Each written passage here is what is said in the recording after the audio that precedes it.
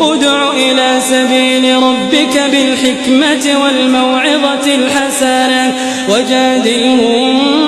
بالتي هي أحسن إن ربك هو أعلم بمن